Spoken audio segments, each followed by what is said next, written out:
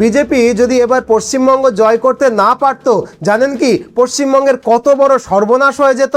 আর তাই বাংলার ভোটটা বিজেপির কাছে শুধুমাত্র একটা ভোট ছিল না, ছিল একটা ডু অ্যান্ড ডাই মিশন। সেই জন্যই বাংলা জয় করতে বিজেপি তার সমস্ত অর্থ, বল, কৌশল, ইডি, সিবিআই, র, আইবি সবাইকে লাগিয়ে দিয়েছিল। এক কথায় বাংলা জিততে বিজেপি একেবারে মরিয়া হয়ে উঠেছিল। কিন্তু কেন? কারণ বাংলা জয়ের পেছনে বিজেপির এমন 7টা গুরুত্বপূর্ণ কারণ কাজ করছিল, যেগুলো আপনি ভাবতেও পারবেন না, যেগুলো জানলে আপনি সত্যিই চমকে উঠবেন। কি সেই কারণ?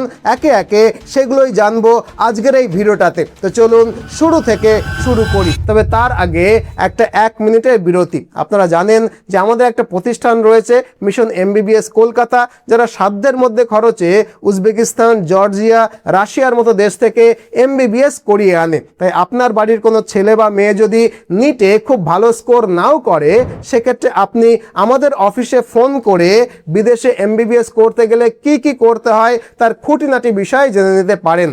কোন কোন বিশ্ববিদ্যালয়ে আপনি আবেদন করতে পারেন, তাদের কি কি শর্ত রয়েছে এবং আপনার জন্য কোনটা সবচেয়ে ভালো হবে, এর সব কিছুই আমরা আপনাকে জানাবো এবং সাহায্য করব।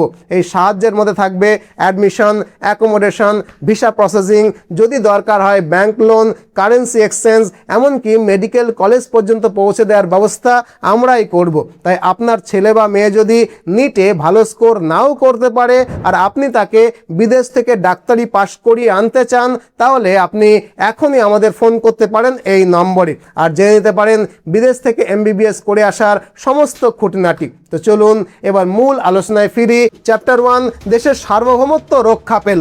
দেখুন, বিজেপি যদি পশ্চিমবঙ্গ জয় করতে না পারত, তাহলে পূর্ব ভারতের সার্বভৌমত্বই প্রশ্নের মুখে পড়ে যেত। পশ্চিমবঙ্গ পশ্চিম বাংলাদেশ হয়ে যেতে পারত। চিকেন নেকের ওপরে এতটাই চাপ বাড়ত যে 7 সিস্টারের অস্তিত্বই ঝুঁকির মুখে পড়ে যেতে পারত। আর তাই দেশপ্রেমিক ভারতীয়দের কাছে পশ্চিমবঙ্গের এই নির্বাচনটা কোনো সাধারণ নির্বাচন ছিল না, ছিল জীবন মরণ লড়াই, যা ভারতকে জিততেই হতো। কিন্তু কেন, বিপদটা কিভাবে ঘটতে পারত, চলুন সেটাই বিস্তারিতভাবে বুঝি। আপনারা জানেন না হয়তো, জানার কথাও নয় যে মোহাম্মদ ইউনূসের সময়কালে পাকিস্তানের ISI ঢাকায় একটা সেল গড়ে তোলে। সেই সেলে একজন পাক ব্রিগেডিয়ার, 2 জন মেজর জেনারেল এবং 1 জন কর্নেল রয়েছে। তাদের একমাত্র কাজ বাংলাদেশের উগ্রবাদী সংগঠন আনসারুল্লাহ বাংলা টিম, লস্কর-ই তৈবা, জামাতে ইসলামী সহ বিভিন্ন উগ্রবাদী সংগঠনকে সক্রিয় করা। এরপর তাদের পরিকল্পনা ছিল নেপাল ও বাংলাদেশকে ব্যবহার করে শিলিগুড়ি করিডোরকে দুর্বল করে তোলা। সেই উদ্দেশ্যেই তারা নিজেদের নেটওয়ার্ক বিস্তার করতে থাকে এবং অস্ত্র সংগ্রহের উদ্যোগ নেয়। আর তার জন্য সরাসরি করাচি থেকে চট্টগ্রামে অস্ত্র আনা শুরু হয় এবং মোহাম্মদ ইউনূসের আমলেই তুরস্কের উদ্যোগে চট্টগ্রামে একটা ড্রোন নির্মাণ কারখানা প্রতিষ্ঠিত হয়েছিল এই ষড়যন্ত্রের অংশ হিসাবেই। এর সঙ্গে চীনকেও যুক্ত করার চেষ্টা করা হয়। এই প্রেক্ষাপটে মোহাম্মদ ইউনূস চীনকে তিস্তা প্রকল্প গ্রহণের কথা বলেন এবং চীনকে বলেন লালমনিরহাটে শিলিগুড়ি করিডোরের কাছাকাছি একটা এয়ারবেস সক্রিয় করার প্রস্তাব রাখেন। পাশাপাশি বাংলাদেশের ইউনূস সরকার এবং পাকিস্তানের মধ্যে ইন্টেলিজেন্স শেয়ারিং শুরু হয় এবং বেজিংয়ে গিয়ে মোহাম্মদ ইউনূস মন্তব্য করেন যে ভারতের উত্তর পূর্বাঞ্চলের 7 সিস্টার অঞ্চল স্থলবেষ্টিত এবং বাংলাদেশই তার একমাত্র প্রবেশদ্বার। ওই সময় মোহাম্মদ ইউনূস স্পষ্টভাবে চীনকে আমন্ত্রণ জানাচ্ছিলেন যেন চীন এখানে এসে ভারতের শিলিগুড়ি করিডোরটাকে কেটে ভারতের 7 সিস্টারকে আলাদা করে ফেলতে পারে। তবে গল্পটা এখানেই কিন্তু শেষ নয়। পাকিস্তানের ISI প্রচুর টাকা ফান্ড করে জামাতে ইসলামকে বাংলাদেশের ক্ষমতায় আনার আপ্রাণ চেষ্টা শুরু করেন, যদিও শেষ পর্যন্ত তাদের সেই চেষ্টাটা ব্যর্থ হয়েছে। বাংলাদেশের ক্ষমতায় এসেছে BNP।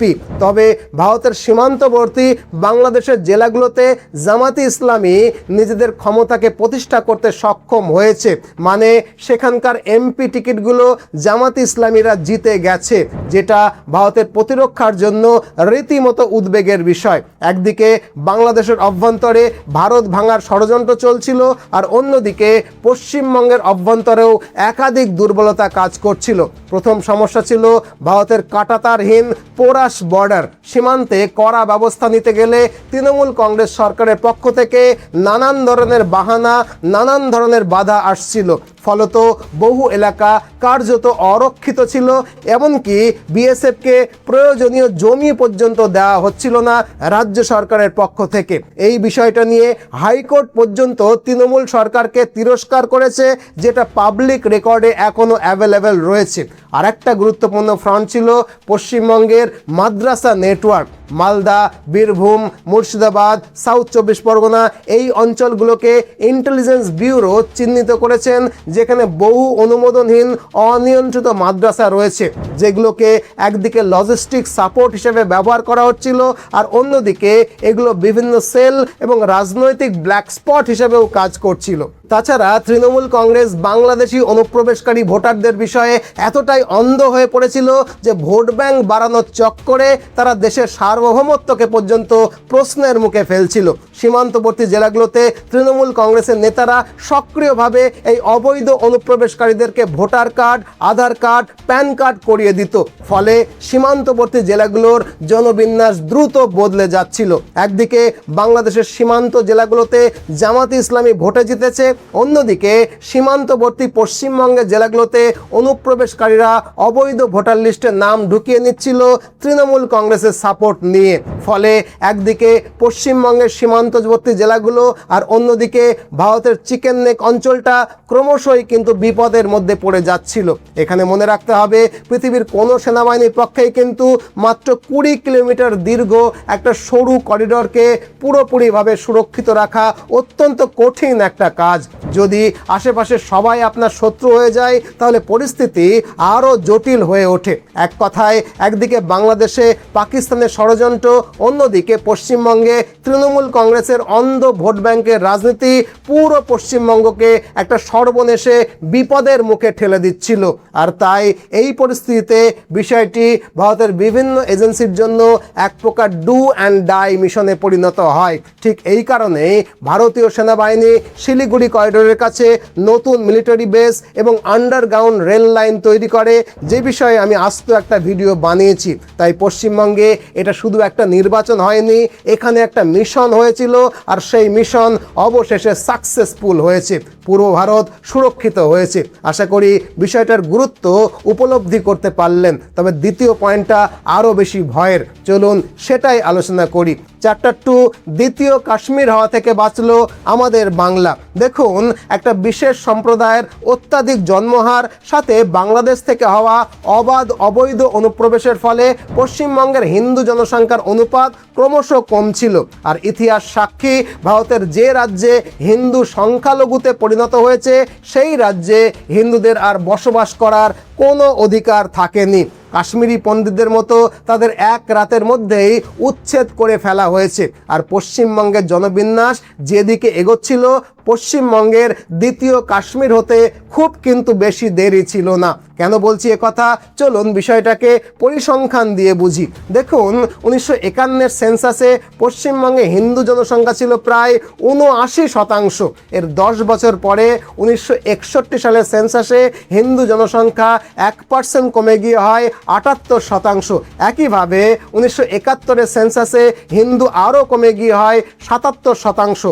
একইভাবে 1981 সেন্সাসে হিন্দু কমে গিয়ে হয় 76%। তারপরে 1991 সেন্সাসে হিন্দু জনসংখ্যা অনেকখানি কমে গিয়ে হয় মাত্র 73%। 2001 সেন্সাসে হিন্দু জনসংখ্যা কমে 72% পৌঁছায় এবং সর্বশেষ অফিসিয়াল সেন্সাস 2011 সেন্সাস অনুযায়ী হিন্দু আরও কমে গিয়ে হয় 70.5%। এখন 2011 পর পশ্চিমবঙ্গে আর কোনো সেন্সাস হয়নি। তবে 1951 থেকে 2011 এই সামগ্রিক প্রবণতা লক্ষ্য করলে দেখা যাচ্ছে হিন্দু জনসংখ্যা প্রায় 79% থেকে কমে 70% হয়েছে। তাই যদি ধরে নেওয়া যায় যে সেই একই রেশিওতে হিন্দু জনসংখ্যা কমছে, তাহলে 2026-এ এসে জনসংখ্যার আনুমানিক প্রজেকশন হবে হিন্দু জনসংখ্যা 69 থেকে 70% ম্যাক্সিমাম। অর্থাৎ স্বাধীনতার পর থেকে থেকে একটা বিশেষ জনগোষ্ঠীর অত্যাধিক জন্মহার এবং বাংলাদেশ থেকে হওয়া অবৈধ অনুপ্রবেশের ফলে হিন্দু জনসংখ্যা যেভাবে কমেছে, তাতে আগামী 50 বছরে পশ্চিমবঙ্গ হিন্দু সংখ্যালঘু রাজ্যে পরিণত হয়ে যাওয়ারই কিন্তু কথা। আর হিন্দু সংখ্যালঘু হলে কি হয় আপনারা খুব ভালো করেই জানেন। হিন্দু সংখ্যালঘু হলে কাশ্মীরের মতো এক রাতে তাদেরকে উচ্ছেদ করে দেওয়া হয়। হিন্দু সংখ্যালঘু হলে হিন্দুর দেশে হিন্দুর রাজ্যে মুর্শিদাবাদ জেলা থেকে হিন্দুদেরকে নদী পার হয়ে পালিয়ে এসে উদ্বাস্তু হতে হয়। হিন্দু সংখ্যালঘু হলে সন্দেশখালীর শেখ শাহজাহানরা হিন্দু মেয়েদেরকে পার্টি অফিসে তুলে নিয়ে যায়, রাতের পর রাত পিঠে তৈরির নাম করে তাদেরকে নির্যাতন করে আটকে রাখে। হিন্দু সংখ্যালঘু হলে চন্দন দাসের মতো মেরে ঝুলিয়ে দেওয়া হয়। হিন্দু সংখ্যালঘু হলে হিন্দুদেরকে উদ্বাস্তু হতে হয়। আর হিন্দু যাতে সংখ্যালঘু না হয় তার জন্য দরকার ছিল SIR, যেটা বিজেপি পশ্চিমবঙ্গের ক্ষমতার আসার আগেই করে দিয়েছে। আর এবার দরকার NRC। এই NRCর মাধ্যমে চিরুনি তল্লাশি করে বাংলাদেশি অবৈধ অনুপ্রবেশকারীদেরকে খুঁজে খুঁজে বের করা হবে। অন্যদিকে বাংলাদেশের সীমান্তে কাঁটাতার বসবে। আর আপনারা যদি অন্তত 10 থেকে 15 বছর সঙ্গে থাকেন তাহলে আমরা কথা দিচ্ছি পশ্চিমবঙ্গকে দ্বিতীয় কাশ্মীর হওয়ার হাত থেকে বাঁচানো যাবে। আশা করি পশ্চিমবঙ্গ জয় করা বিজেপির জন্য কেন এত জরুরি ছিল বুঝিয়ে বলতে পারলাম। এবার চলুন পরবর্তী চ্যাপ্টারের আলোচনায়। চ্যাপ্টার 3, বাংলার আর্থিক বিকাশ ভারতের অর্থনীতির জন্যও কিন্তু জরুরি ছিল। দেখুন, পশ্চিমবঙ্গের বিধানসভা নির্বাচনে বিজেপির ভবিষ্যৎ কৌশলের সঙ্গে কিন্তু গভীরভাবে যুক্ত ছিল। প্রধানমন্ত্রী নরেন্দ্র মোদী বারবার করে বলেছেন যে প্রাচীনকালে যখন ভারত সমৃদ্ধ ছিল তখন প্রাচীন ভারতের 3টি শক্তিশালী স্তম্ভ ছিল, অঙ্গ, বঙ্গ এবং কলিঙ্গ। বর্তমানে যা বিহার, পশ্চিমবঙ্গ এবং উড়িষ্যা রাজ্যে ভাগ হয়ে আছে। তাই নরেন্দ্র মোদীর মতে পশ্চিমবঙ্গের নির্বাচন শুধু পশ্চিমবঙ্গের ভাগ্য নয়, পুরো পূর্ব ভারতের ভাগ্য বদলাবে। অর্থাৎ বিহার, উড়িষ্যা এবং পশ্চিমবঙ্গকে একসঙ্গে শক্তিশালী করে ভারতকে উন্নত রাষ্ট্রে পরিণত করার কথা বারবার বলে এসেছে বিজেপি। কিন্তু কিভাবে? দেখুন, পশ্চিমবঙ্গের ভৌগোলিক অবস্থা এমন যেটা আর কোনো রাজ্যের কাছে কিন্তু নেই। পশ্চিমবঙ্গই ভারতের একমাত্র রাজ্য যার কাছে পাহাড় আছে, সমুদ্র আছে, আবার উর্বর পলিমাটির সমতল ভূমি রয়েছে। ভারতবর্ষের সবচেয়ে বুদ্ধিমান এবং সবচেয়ে মেধাবী মানুষ রয়েছে। তাই যদি ঠিকঠাকভাবে পরিকল্পনা করা যায় তাহলে পশ্চিমবঙ্গের আর্থিক উন্নতি শুধুমাত্র সময়ের অপেক্ষা। আপনারা মনে করতে পারবেন যে একসময় পশ্চিমবঙ্গের মোট জিডিপি ভারতবর্ষের টোটাল জিডিপির 20%-এরও বেশি ছিল। আর তারপরে আপনারা জানেন যে 34 বছরের বাম অপশাসনে পশ্চিমবঙ্গ থেকে প্রায় 50,000-এর বেশি ছোট বড় কলকারখানা বন্ধ হয়েছে, নতুন করে কোনো শিল্প হয়নি। বাকি যেটুকু ছিল গত 15 বছরে তৃণমূলের শাসনে সেটুকুও বন্ধ হয়ে গেছে বা নষ্ট হয়ে গেছে বলতে পারেন। অথচ একসময় পিছিয়ে পড়া রাজ্য গুজরাট, মহারাষ্ট্র, কর্ণাটক, তামিলনাড়ু চোখে পড়ার মতো শিল্পোদ্যোগ নিয়েছে এবং তাদের জিডিপিকে বাড়িয়ে নিয়েছে এবং এখনও সমান গতিতে বাড়িয়ে চলছে। তাই বিজেপি অঙ্গ, বঙ্গ, কলিঙ্গকে একসাথে উন্নতি করবার যে প্রকল্প হাতে নিয়েছে তাতে যদি পশ্চিমবঙ্গের শিল্প উদ্যোগ শুরু হয়, পশ্চিমবঙ্গের শিল্পের উন্নয়ন আসে, তাহলে আবার আমরা একটা বিকশিত পশ্চিমবঙ্গকে দেখতে পাবো। আর পশ্চিমবঙ্গ উন্নত হলে ভারতের অর্থনীতিতে তার পজিটিভ প্রভাব পড়বে। আশা করি এই পয়েন্টটা আপনাদেরকে ভালোভাবে বুঝিয়ে বলতে পারলাম। এবার চলুন পরবর্তী চ্যাপ্টারের আলোচনায়। চ্যাপ্টার 4, বিজেপির পূবে তাকাও নীতি। দেখুন, শ্যামাপ্রসাদ মুখার্জি যেদিন থেকে বিজেপির প্রতিষ্ঠা করেছিলেন সেদিন থেকেই বিজেপির রাজনৈতিক উচ্চাকাঙ্ক্ষা হলো সমুদ্র হিমাচলে বিস্তার লাভ করে একটা শক্তিশালী, উন্নত, বিকশিত ভারতের প্রতিষ্ঠা করা। আর বিকশিত ভারত প্রতিষ্ঠা করতে সবার আগে যেটা দরকার সেটা হলো রাজনৈতিক ক্ষমতা, দিল্লিকে নিজেদের দখলে রাখতে পারা। আর আমরা জানি পশ্চিমবঙ্গের শ্যামাপ্রসাদ মুখার্জির এই দল প্রতিষ্ঠা করলেও উত্তর ভারতের গোবলয় থেকে বিজেপির রাজনৈতিক উত্থান শুরু হয়েছিল। গোবলয় বলতে আমরা উত্তরপ্রদেশ, রাজস্থান, উত্তরাখণ্ড, গুজরাট, হরিয়ানা সহ হিন্দি ভাষী রাজ্যগুলোর কথা বলছি। এখন ক্ষমতায় আসার পর গত 15 বছরে গোবলয়ের প্রতিটা রাজ্যে বিজেপি তার শক্তি যতটা বাড়াতে পারত ততখানেই কিন্তু বাড়িয়ে ফেলেছে। এই মুহূর্তে গোবলয়ে বিজেপির আর ভোট বাড়ানোর তেমন কোনো জায়গা নেই। আবার অ্যান্টি ইনকমবেন্সিও কিন্তু তৈরি হচ্ছে।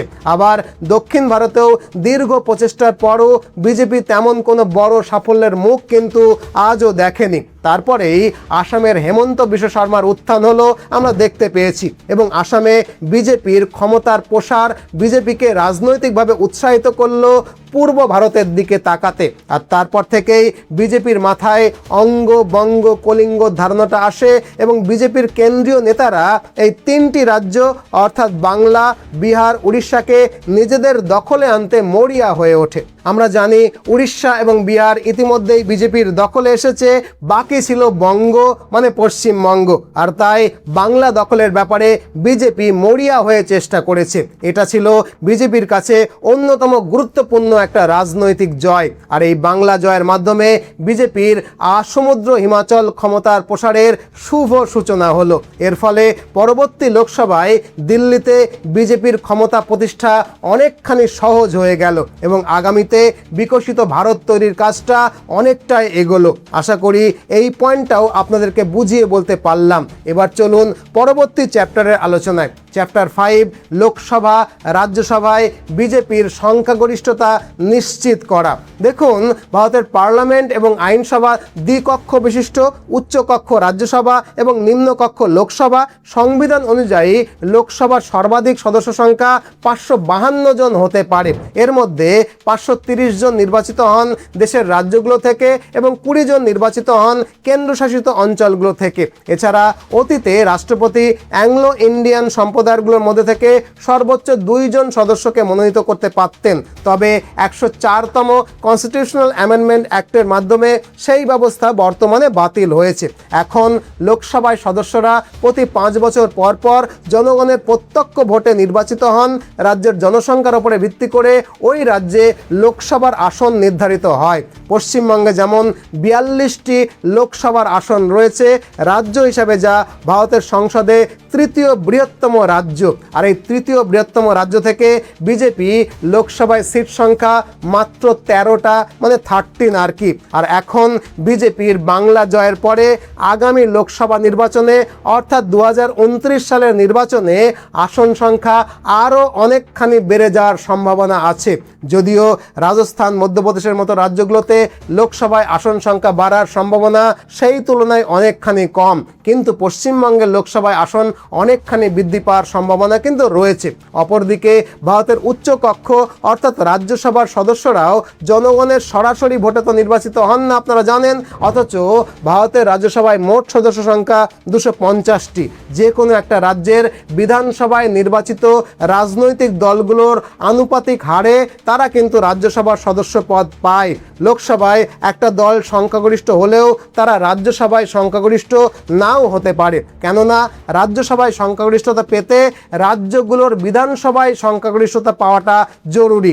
পশ্চিমবঙ্গে ভারতের রাজ্যসভায় মোট 16টা আসন রয়েছে, আর বিজেপি চায় এই 16টা আসনকেই নিজেদের করে নিতে। এই জন্যই বাংলা জয়টা বিজেপির কাছে এতটা দরকারি ছিল। এবারের জয়ের ফলে সেই দিক থেকে বিজেপি অনেকখানি এগিয়ে গেল, অর্থাৎ বাংলা, বিহার, উড়িষ্যা জয়ের মধ্য দিয়ে বিজেপি আগামী দিনে লোকসভা এবং রাজ্যসভায় নিজেদের সংখ্যাগরিষ্ঠতাকে নিশ্চিত করে ফেলল। আশা করি বিষয়টাকে আপনাদের বুঝিয়ে বলতে পারলাম। এবার চলুন পরবর্তী চ্যাপ্টারের আলোচনায়। চ্যাপ্টার 6, সর্বভারতীয় ক্ষেত্রে মমতা মোদির চ্যালেঞ্জ হয়ে উঠছিল।